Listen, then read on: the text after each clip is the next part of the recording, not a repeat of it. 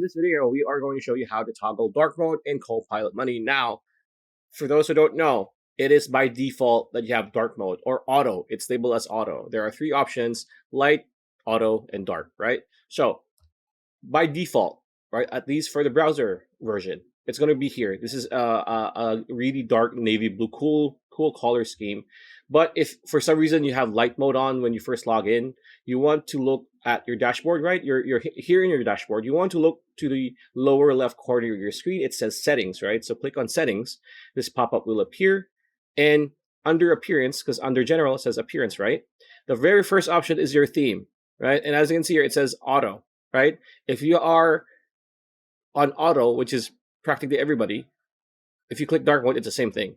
But if for some reason you are at light mode like this, you want to click dark mode. There you go. You don't need to click on save or anything. It just moves or transfers to dark mode without anything else to click. So pretty much it. That's a video. Hope you liked it. Like, comment, share, subscribe, ring that bell icon. I'll see you on the next video.